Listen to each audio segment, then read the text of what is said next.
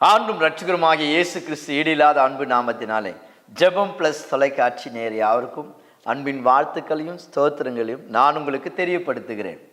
தேவனுடைய பிரதான கிருபையினால 7 மாதங்களை நாம் கடந்து வந்து இந்த 8ஆம் மாதத்தில் இந்த நாளில் 7ஆம் நாளை காண கர்த்தர் கிருபை கொடுக்கிறார். என் அன்பு சகோதர சகோதரிகளுக்கு நான் எப்பொழுதும் தேவ சமூகத்தில் நான் ஜெபித்துக் கொள்கிறேன். கர்த்தர் உங்களை ஆசீர்வதிப்பதாக.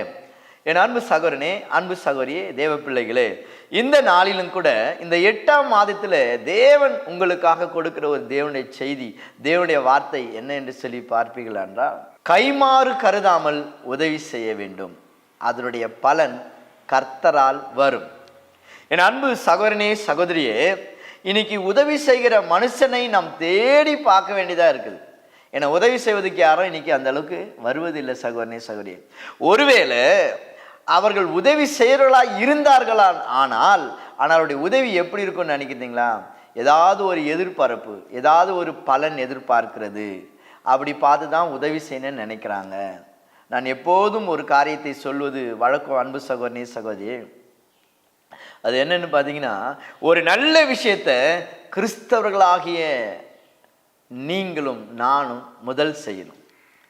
என் அன்பு தேவ பிள்ளைகளை, கைமாறு கருதாமல் நாம் உதவி செய்யணும். அந்த உதவி நம்ம யாருக்கிட்ட எதிர்பார்க்கணும் தெரியுமா? நம்ம ஆண்டவராகிய இயேசு கிறிஸ்துவினிடத்தில் உதவி எதிர்பார்க்கணும். மத்தேயு சுவிசேஷம் 5ஆம் அதிகாரம் 7ஆம் வசனத்தை பாருங்கள். இரக்கம் உள்ளவர்கள் பாக்கியவான்கள், அவர்கள் இரக்கம் பெறுவார்களாம். நாம பிறருக்கு உதவி செய்வதில் நாம் இரக்கமுள்ள ஒரு கிறிஸ்தவர்களாக இருக்கணும். என் அன்பு சகோதரனே, சகோதரியே, உதவியில் பலவிதமான உதவி இருக்கு. பணம் கொடுத்து உதவுவது, சரீரம் கொடுத்து உதவுவது. என்னால் பணம் கொடுத்து உதவும் இல்லை. உங்கள் வீடுகளில் நடக்கிற நல்லது கெட்டதுகளுக்கு என் சரீர பிரகாரமாக நான் உங்களுக்கு உதவி செய்ய முடியும். அல்லது வேறொரு ஏதாவது ஒரு காரியத்தின் மூலம் உங்களுக்கு உதவி செய்ய முடியும். உங்களுக்கு ஒரு வேலையை சொல்லி உதவி செய்ய முடியும். அல்லது உங்களுக்கு வேறொரு காரியங்கள் நிமித்தம் ஏதாவது ஒரு உதவி செய்ய முடியும். இப்படி உதவி பல வகையில் இருக்குது அன்பு சகோதரனே, சகோதரியே. ஆனாலும் நீங்கள் எப்படிப்பட்ட உதவிகளை செய்தாலும் அந்த உதவிக்கு நீங்கள் உதவி செய்கிற மனிதனிடத்தில் எந்த ஒரு எதிர்பார்ப்பும் பார்க்கக்கூடாது. அது எப்படி? உதவி செய்யும் போது நம்ம அவங்க உதவி செய்வாங்கன்ற எண்ணத்தில் தானே செய்கிறோம். இப்போ நான் உங்களுக்கு உதவி செய்கிறேன், அப்போ நீங்கள் சும்மா இருப்பீங்களா? எனக்கு ஒரு கஷ்டமோ எனக்கு ஒரு தேவை இருக்கும்போது நீங்கள் எனக்கு உதவி செய்யணும்ல, அதுதானே வழக்கம். என் அன்பு சகோதரனே, அன்பு சகோதரியே, ஒரு காரியத்தை நான் உங்களுக்கு சொல்ல விரும்புகிறேன். ஒருவன் உதவி பெற்றுக்கொண்டு, நன்மை பெற்றுக்கொண்டு, உதவி செய்தவங்களுக்கு, நன்மை செய்தவங்களுக்கு நன்றி நினைக்காமல் போனால் அதுக்குண்டான பலனை தேவன் அவருக்கு கொடுப்பார். ஆனால் நீங்கள் என்ன செய்யக்கூடாது, நான் என்ன செய்யக்கூடாது, உதவி செய்யும் போதே நான் உதவி செய்கிறவங்க எனக்கு ஏதாவது கைமாறு நினைக்கணும், கைமாறு கொடுக்கணும் அப்படின்னு சொல்லிட்டு எதிர்பார்ப்போடு கூட உதவி செய்யக்கூடாது. அதுக்கு பேர் உதவியே கிடையாது. என் அன்பு சகோதரனே, அன்பு சகோதரி, லூக்கா எழுதின சுவிசேஷ புத்தகம் 6ஆம் அதிகாரம் 32 34 வசனங்கள் வரைக்கும் கவனித்து பாருங்கள். அங்க வேதம் சொல்கிறது, நீங்கள் பிறருக்கு நன்மை செய்ய வேண்டுமானால், உங்களுக்கு பிரியமானவர்களுக்கே நீங்கள் நன்மை செய்ய நீங்கள் பிரயாசப்பட்டால் அதனால் உங்களுக்கு பலன் என்ன? உங்களுக்கு தெரிஞ்சவங்களுக்கே, உங்க சொந்தக்காரங்களுக்கே சிலர் உதவி எப்படி செய்வாங்கன்னா, அண்ணன், தம்பி, தங்கச்சி, சொந்தக்காரங்க, இவங்களுக்கு தான் உதவி செய்வாங்க. அப்படியெல்லாம் உதவி செய்யக்கூடாது. அதுக்கு பேர் உதவி கிடையாது. உங்களுடைய உறவை அவங்களுக்கு உதவி செய்து அல்லது அவங்க கேட்கறத கொடுத்து நீங்க அவங்களுடைய உறவையும் நட்பையும் உறுதி செய்து கொள்றீங்க. அதுக்கு பேர் உதவி கிடையாது. அந்நியரை உபசரிக்க மறவாதிருங்கள். அந்நியருக்கு நம்ம உபசரிப்பு கொடுக்கணும். அந்நியரை நமக்கு உதவி செய்யணும். எபிரேயர் 13:2 என்ற வசனத்தை கவனித்து பாருங்கள். அந்நியரை உபசரிக்க மறவாதிருங்கள். ஒருவேளை நீங்கள் அப்படி அந்நியரை உபசரிக்கும் போது தேவ தூதர்களுக்கு நீங்கள் உதவி செய்வீங்களாம். என்ன அழகான வார்த்தை பார்த்தீங்களா? தேவ தூதர் கூட சில நேரத்தில் ஆண்டவரால் அனுப்பப்படும் போது மனுஷனை போல, மனுஷ சாயலை போல நம்மகிட்ட உதவி கேட்டு வருவாங்க. நம்ம அந்த நேரத்தில் இவன் எவனே தெரியல, இவன் யாருன்னே தெரியல, இவனுக்கு ஏன் நம்ம உதவி செய்யணும், இவனை பார்த்தா ஒரு மாதிரியா இருக்குது. இல்ல, தோற்றத்தை பார்த்து உதவி செய்வதெல்லாம் பொய், ஏமாற்றம். என் அன்பு சகோதரனே சகோதரியே, லூக்கா 6:32-34 வரைக்கும் சொல்லுது, பாவிகளும் அப்படி தன்னை நேசிக்கிறவர்களுக்கு நன்மை செய்கிறார்களே, அப்படி செய்ய வேண்டாம். உங்களை நேசிக்கிறவர்களுக்கே நீங்கள் உதவி செய்தா அப்படி செய்வது நல்லதல்ல. அது மாத்திரல்ல, 34 என்ற வசனத்தை பாருங்கள். நீங்கள் நன்மை செய்கிறவர்களுக்கே நன்மை செய்தால் அதனால் உங்களுக்கு என்ன பலன்? உங்களுக்கு நன்மை செய்யாதவர்களுக்கு நீங்கள் உதவி செய்யணும். அது மட்டும் இல்ல, அவங்க திரும்ப செய்யக்கூடாதவங்களா இருக்கணுமா? நீங்க உதவி செய்யறவங்க உங்களுக்கு அவங்க உதவி செய்யக்கூடாதபடிக்கு இருக்கிறவங்களா இருக்கணும். அப்படின்னா எப்படி எப்படி சகோதரனே சகோதரியே, வேதத்தை பாருங்கள். அதே லூக்கா எழுதின சுவிசேஷ புத்தகம் 14ஆம் அதிகாரம் 13-14 என்ற வசனம் சொல்கிறது, நீங்கள் விருந்து செய்யும் பொழுது ஏழைகளையும் சப்பானிகளையும் குருடர்களையும் திக்கற்றவர்களையும் கூப்பிட்டு அவர்களுக்கு உணவு கொடுங்கள் அல்லது அவளுக்கு உதவி செய்யுங்கள். ஏனென்றால் அவர்கள் உங்களுக்கு அதை திரும்ப செய்ய முடியாது. சத்தியத்தை நல்லா உள்வாங்கி கேளுங்க. என் அன்பு சகோதரனே சகோதரியே, கைமாறு கருதாம நீங்க உதவி செய்யும் போது அவங்க எனக்கு திரும்ப செய்யணும், நான் செஞ்ச உதவிக்கு அவன் திரும்ப செய்யணும். மொய் வைக்கிறோம்ல திருமணத்துல, 1001 ரூபாய் 101 ரூபாய் அரசவரம் மோதிரம், இதெல்லாம் ஏன் பேர் எழுதி வைக்கிறீங்க? ஏன் வைக்கிறீங்க சகோதரனே சகோதரியே? என்னுடைய வீட்டில் அப்படி சுபகாரியங்கள் நடக்கும்போது நான் செய்ததை போலவே அவர்கள் எனக்கு மொய் செய்ய வேண்டும், பரிசு கொடுக்க வேண்டும். இது எப்படியான போட்டோம், அதை நீங்க எதிர்பாருங்க, நான் அதை வேணான்னு சொல்ல. ஆனால் மொய் வைக்கிறதுக்கு பேரு உதவி கிடையாதே. சொல்லுங்க, உதவியா? இல்லையே. உங்க உறவு நீடிக்குது, உங்க நட்பு நீடிக்குது, அல்லது அவங்களை நீங்க நேசிக்கிறீங்க. அப்ப கூட பாருங்க, அந்த நேசம் கூட எப்படி இருக்குது? கைமாறோடு தான் இருக்குது. திருமணமுக்கு அவங்க செய்வாங்கன்னு தான் செய்றீங்க. ஆண்டவருடைய வார்த்தை சொல்லுது பாருங்க, ஊமைக்கு செய்யுங்க, குருடனுக்கு செய்யுங்க, சப்பானிக்கு செய்யுங்க, அவங்களுக்கு திரும்ப செய்யவே முடியாது. அப்படிப்பட்டவங்களை தேடி உதவி செய்யணும். நீதிமொழிகள் 3ஆம் அதிகாரம் 27ஆம் வசனத்தை பாருங்கள். உங்களுக்கு திராணி இருக்கும் பொழுது, நன்மை செய்ய திராணி இருக்கும் பொழுது அதை செய்ய தக்கறவங்களுக்கு செய்யணும். எங்க அண்ணன் ரொம்ப கஷ்டப்படுறாரு ஐயா, அவருக்கு நான் உதவி செஞ்சுட்டு வந்தேன். எங்க சித்தப்பா ரொம்ப கஷ்டப்படுறாரு, அவருக்கு நான் கொஞ்சம் பணம் கொடுத்துட்டு வந்தேன். இதெல்லாம் உதவி இல்லை. உங்களுடைய உறவை, உங்களுடைய நட்பை நீங்கள் உறுதி செய்றீங்க. என் அன்பு சகோதரனே, அன்பு சகோதரியே, ஒரு நல்ல கிறிஸ்தவனா நீங்க இருக்கிறீங்கன்னா எப்படி செய்யணும்னா, அவங்ககிட்ட எந்த ஒரு எதிர்பார்ப்பு இல்லாம அவங்களுக்கு உதவி செய்யுங்க. வேதத்தை இன்னும் ஆழ்ந்து பாருங்கள். இன்னைக்கு அநேகர் வட்டி கொடுக்குறாங்க, அது ஒரு உதவியா.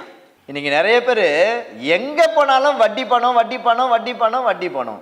அல்ல ஜெப குறிப்பு கொடுக்குறாங்க, ஐயா நான் 50,000 ரூபாய் வாங்கினேன், 1.5 லட்சம் ரூபாய் ஆயிடுச்சு, நான் திரும்ப கொடுக்கணும், அதுக்காக ஜெபம் பண்ணுங்க. வாங்கின தொகை, அவங்க வாங்கின தொகை 50,000, அவங்களால கொடுக்க முடியாம போயிட்டு அது வட்டி அதிகரித்து 1,20,000 1,60,000ன்றாங்க. சகோதரனே சகோதரியே, இதெல்லாம் உதவினெல்லாம் சொல்லிடாதீங்க. வேதம் என்ன சொல்கிறது தெரியுமா? என் அன்பு சகோதரனே சகோதரியே, உன் பணத்தை வட்டிக்கு கொடாமலும் குற்றமில்லாதவன் மேல் பரிதானம் வாங்காமலும் இருக்கிறவன் எவனோ அவன் என்றென்றைக்கும் உறுதியாய் இருப்பான். சங்கீதம் 15:5 பாருங்கள். வேதம் இப்படி சொல்கிறது சகோதரனே சகோதரியே, உங்கள் பணத்தை வட்டிக்கு கொடுக்காமலும்.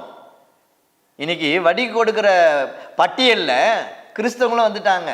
சகோதரனே சகோதரி, வட்டி கொடுப்பதும் சரி வட்டிக்கு வாங்குறதும் சரி அவர்களுக்கு வேதத்தின் பிரகாரமா ஐயோ ஐயோ என்றால் ஆபத்து வருகிறது என்று அர்த்தம். சகோதரனே சகோதரியே, உங்களால முடிஞ்சா ஒரு உதவி செய்யுங்க. இல்லாவிட்டால் நீங்கள் உதவி செய்யாமல் இருப்பது உங்களுக்கு நல்லதா இருக்கும். நான் உதவி செய்யறேன்னு சொல்லிட்டு அதுக்கு ஒரு வட்டி. இன்னைக்கு வட்டி வட்டி வட்டி எங்க பார்த்தாலும் இதுதான். ஒரு சகோதரர் சொல்றாரு, ஐயா நான் வட்டி மட்டும் 2 லட்சம் கொடுத்துட்டேன் ஐயா, ஆனா இன்னும் அசல் என்னால கொடுக்க முடியல. பாருங்க சகோதரனே சகோதரியே, இதெல்லாம் உதவி கிடையாது. கை மாறு கருதாமல் எந்த ஒரு எதிர்பார்ப்பு இல்லாம நம்ம உதவி செய்யணும். அதனுடைய பலன் மிகுதியா இருக்கும். என் அன்பு சகோதரனே சகோதரியே, கர்த்தருக்கு ஸ்தோத்திரம் உண்டாகட்டும். பாருங்க, யாத்ராகமம் 22ஆம் அதிகாரம் 25ஆம் வசனத்தை பாருங்கள். உங்கள் ஜனத்தாரிலே ஏழ்மையான ஒருவன் வந்து உங்களிடத்துல கடனாய் வாங்கி கொண்டு போவானானால் அவனிடத்துல எந்த ஒரு வட்டியும் நீ வாங்காதிருப்பாயாக. பழைய ஏற்பாட்டிலும் சரி புதிய ஏற்பாட்டிலும் சரி, நம்ம வட்டிக்கு கொடுப்பதோ பணத்துக்கு பணம் வாங்குவதோ வேதம் ஏற்றுக்கொள்ளாது. வேதத்தை கை கொள்ளாதவனை தேவன் ஏற்றுக்கொள்ள மாட்டார். வேதத்தின்படி நடக்கிற நீ சொல்றியா? நீ வேதத்தின்படி நடக்கிற கிறிஸ்தவளா? சங்கீதம் 119:1 சொல்லுது, கர்த்தருடைய வேதத்தின்படி நடக்கிற உத்தம மார்க்கத்தார்கள் பாக்கியவான்களா இருப்பாங்களாம். அப்ப வேதம் சொல்லுது, நீ கடன் கொடுக்கும் போது வட்டி கொடுக்க கூடாது, நீ உதவி செய்யும் போது பலன் எதிர்பார்க்க கூடாது. அதுதான் வேதத்தின்படி நீங்க நடக்கிற உதவி. என் அன்பு சகோதரனே சகோதரியே, கர்த்தருக்கு கோடி கோடி ஸ்தோத்திரம் உண்டாகட்டும். பார்த்தீங்களா, நம்ம அப்படிப்பட்ட உதவி செய்கிற கிறிஸ்தவனா இருக்கணும். சரிங்களா, நான் உனக்கு உதவி செய்தல, நீ எனக்கு உதவி செய்யணும், அப்படியெல்லாம் இல்லை. பாருங்க, ஏறக்குறைய ஒரு 15 ஆண்டுகளுக்கு முன்பாக ஒரு வீட்டுக்கு போய் ஜெபம் பண்ணிட்டு இருக்கிற சகோதரனே சகோதரியே, அப்போ ஆண்டவர் பாருங்க, அவங்க ரொம்ப கஷ்டப்பட்டுட்டு இருக்கிறாங்க, உங்ககிட்ட இருக்கிறத கொடு அப்படின்னு ஆண்டவர் பாருங்க ஜெப வேலையிலே சொல்றாரு. சரிங்க பானு அப்படின்னு யோசிச்சுட்டு பாக்கெட்டில் கை விட்டு பரிசை எடுத்து வெறும் 100 ரூபாய் தான் இருக்குது. ஆண்டவர் சொன்ன பிறகு அதுக்கப்புறம் அப்பிலே கிடையாது. சரிங்கப்பா அப்படின்னு சொல்லிட்டு அந்த சகோதரிக்கு அந்த காணிக்கை கொடுத்தேன். அந்த சகோதரி, ஐயா நாங்கள் தான் உங்களுக்கு காணிக்கை கொடுக்கணும், நீங்கள் எங்களுக்கு காணிக்கை கொடுக்கக்கூடாது, வேண்டாம் ஐயா அப்படின்னாங்க. இல்லைம்மா, ஏசப்பா சொல்கிறாங்க உங்களுக்கு கொடுக்க சொல்லி அப்படின்னு சொன்னேன். உடனே அந்த சகோதரி கண் கலங்கி அழுதுட்டு சொன்னாங்க, ஐயா சாப்பிட்றது கூட இல்லாத இருக்கிற ஐயான்னு சொன்னாங்க. பாருங்க, ஆண்டு போய் சொல்ல மாட்டாங்க. ஊழியக்காரன் மூலமாக அநேக காரியங்கள் ஆண்டு பேசிட்டு இருக்கிறாங்க, செஞ்சிட்டு இருக்கிறாங்க. பாருங்க அன்பு சகோதரியே சகோதரியே, ஒரு எதிர்பார்ப்பு இல்லாமல் நம்ம கைமாறு கருதாம உதவி செய்யணும். அதனுடைய பலன் கர்த்தரால வரும். ஆண்டவர் எப்படி கொடுப்பாரு? நீ கிள்ளி கொடுத்தா அவர் அள்ளி கொடுப்பார். என் அன்பு சகோதரியே சகோதரியே, ஐயா அந்த வீட்டை விட்டு நான் கடந்து வரேன், அடுத்த வீட்டுக்கு போய் ஜெபிக்க போகிறேன், அந்த வீட்டிலேருந்து ஒரு 5 நிமிஷம் கூட இல்லை சகோதரியே சகோதரியே, அடியானுக்கு ஒரு ஃபோன் வந்தது.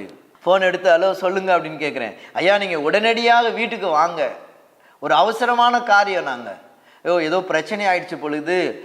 சரிம்மா ஐயா ஜெபம் பண்ணிட்டு இருக்கிறேன், இருந்தாலும் நான் இப்போ வரேன், ஒரு அரை ஹவருக்குள்ளே வந்துடுறேம்மா அப்படின்னு சொல்லிட்டு பாருங்க அன்பு சகோதரியே சகோதரியே, வாகனத்தை எடுத்துட்டு வேக வேகமாய் நான் அந்த வீட்டுக்கு போகிறேன். பாருங்க, அந்த வீட்டில் போய் ஸ்தோத்திரம் பண்ணிட்டு உள்ளே போகிறேன், எல்லாம் கேஷுவலாக உட்காந்து பேசிகிட்டு இருக்கிறாங்க. நான் அப்போ அந்த சகோதரியை கூப்பிட்டு சொன்னேம்மா, ஐயா ஜெபத்தில் இருக்கிறேன், எனக்கு ஜெபம் பண்ணுற நேரத்தில் எந்த ஒரு ஃபோன் வந்தால் கூட நான் இடையூறாக நடப்பேன், நீங்கள் அவசரம்னு சொல்லி ஃபோன் பண்ணீங்க, வீட்டுக்குள்ளே அப்படி கேஷுவலாக பேசிகிட்டு இருக்கிறீங்களே அப்படின்னு.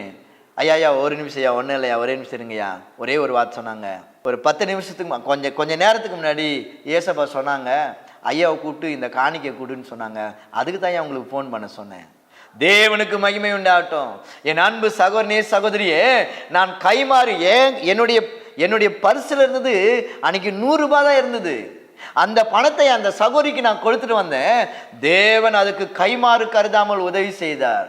ஐயா நான் 1 கொடுத்தேன், அந்த சகோதரி என்னை அழைத்து 1000 ரூபாய் காணிக்கை கொடுத்தாங்க.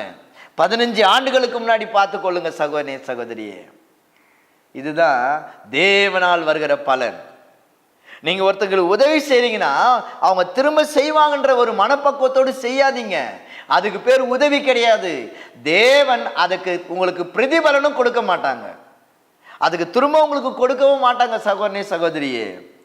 பாருங்க, உங்கள் பணத்தை வட்டிக்கு கொடாமலும் பரிதானம் வாங்காமலும் குற்றம் இல்லாத மேலே பரிதானம் வாங்காமலும் இருக்கிறவன் என்றென்றைக்கு அசையாத இருப்பானா என் சகோதரனே சகோதரியே. அப்போ பணத்தை கொடுத்து பணத்தை சம்பாதிக்கிறேன் இன்னைக்கு லட்சக்கணக்கான மனுஷன் இருக்கிறான். அப்படியெல்லாம் இல்லை. இந்த லூக்கா 6ஆம் அதிகாரம் 35ஆம் வசனம் சொல்லுது, உங்களை துன்பப்படுத்துறவர்களை நீங்கள் ஆசீர்வதிங்கள், நன்மை செய்யுங்கள், அந்த நன்மை கைமாறு கருதாமல் நன்மை செய்யுங்கள், அதனுடைய பலன் மிகுதியா இருக்கும், அளவே இல்லாத இருக்கும். சகோதரனே சகோதரியே, ஆண்டவர் சொல்கிறார், நீ குடு மகனே, உன் கையில இருக்கிறத குடுனாரு. நான் அந்த வீட்டை கடந்து ஒரு 10 நிமிஷம் ஆகல, கைமாறு கருதாமல் ஆண்டவர் எனக்கு உடனே ஒரு மன நிறைவு. நான் எப்படி அந்த சகோதரி இடத்துல ஏசப்பா கொடுக்க சொல்றாங்க வாங்கிக்கங்கம்மான்னு சொன்னோம், அதே போல என்னை அழைத்தவங்க சொல்றாங்க, ஐயா கொஞ்ச நேரத்துக்கு முன்னாடி ஏசப்பா சொல்றாங்க உங்களுக்கு காணிக்கை கொடுக்க சொல்லி, அதுக்கு தான் உங்களுக்கு நான் ஃபோன் பண்ணேன். நாங்க ஆனந்த கண்ணீரோடு தான் தேவனுக்கு ஸ்தோத்திரம் பண்ண சகோதரியே. ஏன் இந்த வேலையில இதை சொல்றேன், இதை போல அடியனிடத்துல அநேக சாட்சிகள் இருக்குது. கைமாறு கருதாமல் உதவி செய்யணும். நம்ம எதிர்பார்க்க கூடாது சகுனே, நம்ம எதிர்பார்க்கறதை நம் தெய்வம் செய்வார். வேதத்தை கவனித்து பாருங்கள். நீதிமொழிகள் 19:17 கவனித்து பாருங்கள். வேதம் என்ன சொல்றது தெரியுமா சகோதரனே சகோதரியே? ஏழைக்கு இறங்குறவன் கர்த்தருக்கு கடன் கொடுக்கிறான், அவன் கொடுத்ததை தேவன் திரும்ப கொடுப்பார். ஒரு கடன் வாங்கினவன் அந்த கடனை கொடுக்காத வரைக்கும் கடன் கொடுத்தவனுக்கு அடிமை அல்லது கடன்காரன். நம் ஆண்டவராகிய இயேசு கிறிஸ்து சொல்கிறார், நீ ஒரு ஏழைக்கு கடன் கொடுத்தேனா அந்த கடனுக்கு நான் பொறுப்பாளி, நான் உனக்கு கடனாளி. என் அன்பு சகோதரனே சகோதரியே, அவர் கொடுத்ததை திரும்ப கொடுப்பாராம். என் அன்பு சகோதரனே சகோதரியே, ஏன் நம்ம இடத்துல ஆண்டவர் ஏழையை படைச்சிருக்கிறாரு, ஏன் சிலரை பணக்காரரா படைச்சிருக்கிறாரு, அதை யோசிச்சு பார்த்தீங்களா? அதே நீதிமொழிகள் 22 கவனித்து பாருங்கள். ஐஸ்வர்யவானும் தரித்திரனையும் கர்த்தர் ஒருவரை ஒருவர் சந்திக்க செய்வாராம், அவர்கள் இருவரையும் தேவன் உண்டு பண்ணினாராம். அப்படின்னா என்ன அர்த்தம்? என் சகோதரனே சகோதரியே, தேவன் என்னை ஆசீர்வதித்து வைத்திருக்கிறார்னா நான் வசிக்கிற இடத்துல அல்லது நான் போகிற இடத்துல ஏழைகளை வரவிடுவாரு. என் கண்ணு இறங்குதா இல்லையான்னு பார்க்க செய்வாரு. உதவி செய்கிற மனசு இருக்குதா இல்லையான்னு பார்ப்பாரு. அப்படி உதவி செய்யாதவன் நான் ஊழியக்காரனா இருக்க முடியாது. உதவி செய்யாத நீங்கள் ஆண்டுடைய கிறிஸ்துவ பிள்ளைகளா இருக்க முடியாது. என் அன்பு சகோதரனே சகோதரியே, அதனாலதான் ஆண்டவரை ஏழையும் பணக்காரனையும் படைச்சிருக்கிறாரு. வேதத்தை கவனித்து பாருங்கள். 1 சாமுவேல் புஸ்தகம் 2:6-7 சொல்லுது, கர்த்தர் மனுஷனை தரித்திரடைய செய்வோம், அவனை ஐஸ்வர்யமானும் செய்வாராம். எப்போது கர்த்தர் உங்களை ஐஸ்வர்யன் ஆக்குவாரு?